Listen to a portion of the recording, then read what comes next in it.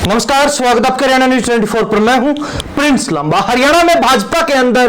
कहीं ना कहीं खट्टर ने तमाम बड़े नेताओं की हेडमास्टरी खत्म कर दी, या फिर यूं कहा जाए कि मनोहर लाल भले ही केंद्र में चले गए हों, केंद्र से राजनीति देख रहे हो, लेकिन कहीं ना कहीं हरियाणा पर अपना जो होल्ड है, अपना जो कब्जा है, उसको छोड़ना नहीं चाहते। और कहीं ना कहीं अब भी मनोहर लाल खट्टर हरियाणा की राजनीति में अपनी टांग फंसाए हुए हैं। ऐसा ही कुछ देखने को मिला जब बीजेपी ने अपने नए प्रदेश अध्यक्ष को संगठन की जिम्मेवारी सौंपी। मोहन लाल बड़ोली जो भाजपा के सोनीपत जिले के राई हलके से विधायक हैं, अभी हाल ही में उन्होंने लोकसभा चुनाव भी लड़ा सोनीपत लोकसभा सीट से, लेकिन कांग्रेस प्रत्याशी सतपाल ब्रह्मचारी के सामने उनको हार का सामना करना पड़ा, हार माननी पड़ी। और ऐसे में कहीं ना कहीं बात की जाए मोहनलाल बड़ोली की, तो लोकसभा चुनाव में हार के बाद मोहनलाल बड़ोली पर फिर भाजपा ने बड़ा भरोसा जताया और अब जो है प्रदेश के संगठन की जिम्मेवारी सौंप दी है, यानी कि प्रदेश अध्यक्ष बना दिया है, संगठन का मुखिया बना दिया गया है। लेकिन इसके पीछे की जो इनसाइड स्टोरी है उसको लेकर विस्तार से चर्चा करेंगे, क्योंकि सभी का, तमाम राजनीतिक जानकारों का, विश्लेषकों का यही मानना है कि मनोहर लाल खट्टर अब भी अपनी जो हेडमास्टरी है उसको हरियाणा प्रदेश में चला रहे हैं। यानी कि नायब सिंह सैनी जो मुख्यमंत्री हैं, जिनको मनोहर लाल खट्टर की जगह मुख्यमंत्री बनाया गया था, वो कहीं ना कहीं वास्तव में ही मनोहर लाल खट्टर के चेले हैं और कहीं ना कहीं जो फैसले हैं वो अंतिम फैसला मनोहर लाल खट्टर ही करते हुए नजर आ रहे हैं। हालांकि पिछले कुछ बड़ी राजनीतिक घटनाओं की चर्चा की जाए तो इसमें मनोहर लाल खट्टर का बड़ा अहम रोल रहा है, बड़ी महत्वपूर्ण भागीदारी रही है, क्योंकि तमाम राजनीतिक घटनाओं में एक कॉमन पॉइंट जो है वो खट्टर ही है, खट्टर साहब हैं, क्योंकि खट्टर साहब ही उन जो है तमाम राजनीतिक घटनाओं की जड़ रहे हैं और कहीं ना कहीं उन राजनीतिक घटनाओं पर विराम लगाने का काम भी मनोहर लाल खट्टर ने ही किया है। अब अगर बात की जाए मोहन लाल बड़ोली की, तो इनको ही प्रदेश अध्यक्ष क्यों बनाया गया, जबकि प्रदेश अध्यक्ष बनने की दौड़ में मोहन लाल बड़ोली से भी कई सीनियर लीडर, कई बड़े नेता लगे हुए थे। ऐसे में अगर मोहन लाल बड़ोली को प्रदेश अध्यक्ष बनाया गया है तो उसके पीछे कोई बड़ी वजह जरूर है, जिसके लिए पहली वजह बताई जा रही है कास्ट फैक्टर। कहीं ना कहीं जो ब्राह्मण कार्ड खेलने का काम भाजपा ने किया ताकि ब्राह्मण वोटर्स को भी साधा जा सके, ब्राह्मण वोटर्स को बीजेपी के साथ फिर जो है प्रमुख प्रबलता से जोड़ा जा सके, क्योंकि हरियाणा प्रदेश में 8% कुल वोटर्स में से ब्राह्मण वोटर्स हैं और कहीं ना कहीं एक बड़ी जो है महत्वपूर्ण भूमिका अपनी हरियाणा की राजनीति में निभाते हैं। एक डिसाइडिंग फैक्टर के रूप में ब्राह्मण वोट बैंक को देखा जाता है। और ऐसे में बीजेपी जो पहले ही पिछड़ा वर्ग के, यानी कि बैकवर्ड समाज के वोट बैंक को साध चुकी है, क्योंकि नायब सैनी को मुख्यमंत्री बनाया गया और कहीं ना कहीं पिछड़ा वर्ग की अगर बात होती है तो ऐसे में दो मंत्री भी केंद्र में पिछड़ा वर्ग के पास हैं। फरीदाबाद से सांसद कृष्णपाल गुर्जर की बात हो या फिर गुड़गांव से सांसद राव इंद्रजीत सिंह की, दोनों ही राज्य मंत्री हैं और कहीं ना कहीं केंद्र में अपनी राजनीति को लगातार आगे बढ़ाते हुए नजर आ रहे। तो वही नायब सिंह सैनी भी मुख्यमंत्री हैं। ऐसे में कहा जा सकता है कि पिछड़ा वर्ग को साधने का काम भाजपा पहले ही कर चुकी थी और कहीं ना कहीं इसी की बदौलत बीजेपी 2024 के लोकसभा चुनाव में अपनी इज्जत बचा पाई, अन्यथा भाजपा को और भी करारी हार का सामना करना पड़ सकता था, जो हार मात्र 5 सीटों तक ही सिमट कर रह गई। लेकिन अब कहीं ना कहीं बीजेपी एक डिसाइडिंग फैक्टर के रूप में जो वोट बैंक है, ब्राह्मण वोट बैंक, उसको साधने का प्रयास कर रही है और उसी प्रयास के तहत मोहन लाल बड़ोली को प्रदेश अध्यक्ष बनाया गया है। हालांकि इस जो है दौड़ में प्रोफेसर रामविलास शर्मा जैसे सधे हुए, मजे हुए और अनुभवी नेता भी थे, लेकिन प्रोफेसर रामविलास शर्मा को नजरअंदाज कर दिया गया और मोहन लाल बड़ोली को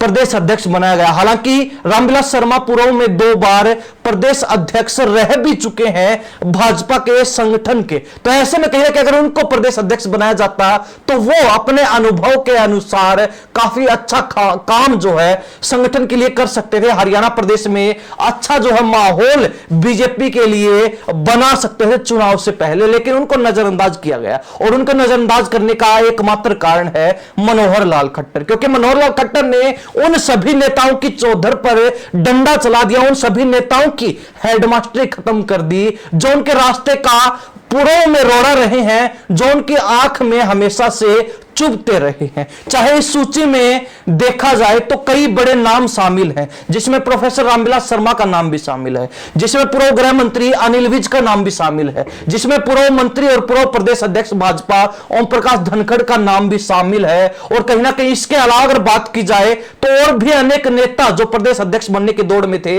जिनमें सिरसा से सांसद सुनीता दुग्गल का नाम भी शामिल रहा है। और उसके अलावा अगर बात की जाए, सिरसा से लोकसभा चुनाव में बीजेपी प्रत्याशी रहे डॉक्टर अशोक तंवर का नाम भी शामिल रहा है। और भी कई जो है बड़े नाम इस सूची में शामिल थे। जाट नेता के तौर पर अगर देखा जाए तो कैप्टन अभिमन्यु का नाम भी प्रदेश अध्यक्ष बनने की दौड़ में शामिल था, क्योंकि कहा जा रहा था कि भाजपा ब्राह्मण या फिर जाट वोट बैंक में से किसी एक वोट बैंक को साध सकते हैं। हालांकि ओम प्रकाश धनखड़ और सुभाष बराला को पूर्व में प्रदेश अध्यक्ष बनने की जो मौका मिला, उस दौरान कहीं ना कहीं वो कोई विशेष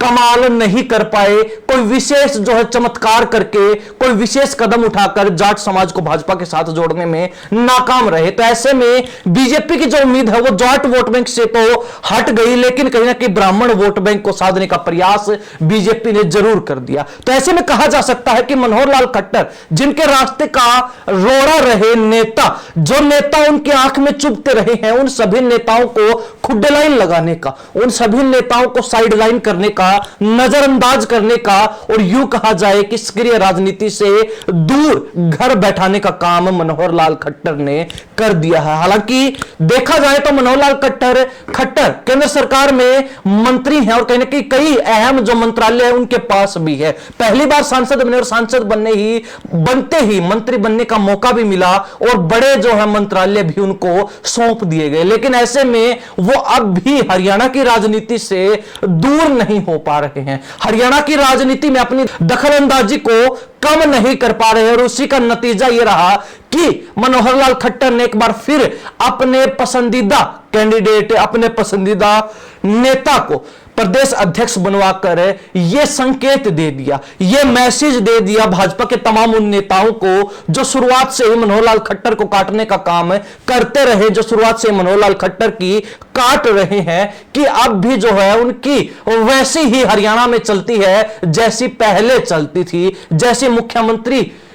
रहते समय उनकी चलती थी। और अब भी कहीं ना कहीं उसी तरीके से वो अपनी मन मर्जी से जिसे चाहे उसे वो पद दिलवा सकते हैं। यानी कि हाईकमान का जो भरोसा है वो मनोहर लाल खट्टर पर कम होने का नाम नहीं ले रहा है। एक के बाद एक मनोहर लाल खट्टर के कहे अनुसार हाईकमान हरियाणा प्रदेश की राजनीति में बदलाव करते जा रहे हैं। लेकिन ये बदलाव कितने कारगर साबित होंगे या फिर ये बदलाव बीजेपी के लिए बड़े घाटे का सौदा साबित होंगे, ये आने वाले समय में पता चल जाएगा। लेकिन कहीं ना कहीं अगर कई राजनीतिक घटनाक्रमों को एक साथ जोड़ा जाए, जिसमें बात अगर सुभाष बराला के प्रदेश अध्यक्ष पद से हटने के बाद जब ओम प्रकाश धनखड़ को प्रदेश अध्यक्ष बनाया गया और जब उनका समय पूरा होने को था, तो उस समय जब प्रदेश अध्यक्ष बनाने की बात आई तो मनोहर लाल खट्टर ने नायब सिंह सैनी को आगे कर दिया, जो कि मनोहर लाल खट्टर के बेहद करीबी और भरोसेमंद नेता थे, और उनको जो प्रदेश अध्यक्ष बना दिया गया। जब मनोहर लाल खट्टर के मुख्यमंत्री की कुर्सी छोड़ने की बात आई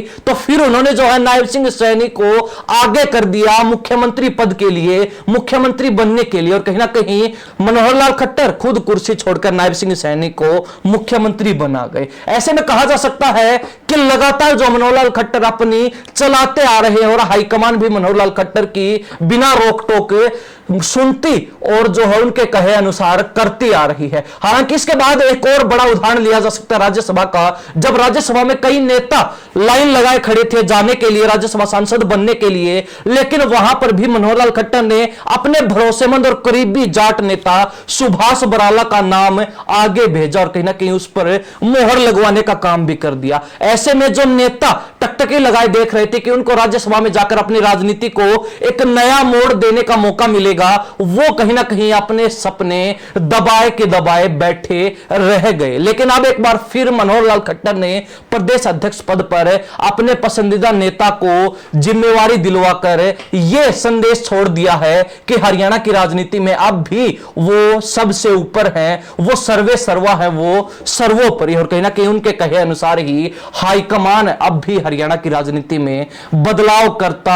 आ रहा है। ऐसे में कहा जा सकता है कि जो नेता मनोहर लाल खट्टर के कारण आज के दिन सक्रिय राजनीति से दूर घर बैठे हैं और चुपचाप सही समय का इंतजार कर रहे हैं, क्या वो नेता भाजपा को आने वाले समय में जब बीजेपी को उनकी जरूरत होगी इसी तरीके से मन लगाकर मेहनत कर पाएंगे, मन लगाकर साथ दे पाएंगे, या फिर जिस तरीके से मनोहर लाल खट्टर ने उन नेताओं की राजनीति पर संकट के बादल छोड़ने का काम किया, उसी तरीके से वो नेता भी पार्टी को बीच मझधार छोड़ने का काम करेंगे, पार्टी को बीच संकट जो है छोड़ने का काम करेंगे। ये आने वाला भविष्य तय करेगा। लेकिन बड़ी बात जो है वो ये कि मनोहर लाल खट्टर के कारण कई नेता, जिसमें प्रोफेसर रामविलास शर्मा है, अनिल विज है, ओम प्रकाश धनखड़ है, कैप्टन अभिमन्यु है, चाहे डॉक्टर अशोक तंवर की बात हो, सुनीता दुग्गल की बात हो, तमाम वो नेता जो प्रदेश अध्यक्ष बनने का ख्वाब देख रहे थे, उनको घर बैठाने का काम इन्होंने कर दिया और कहीं ना कहीं अपनी हेडमास्टरी को सबसे ऊपर मान लिया है और तमाम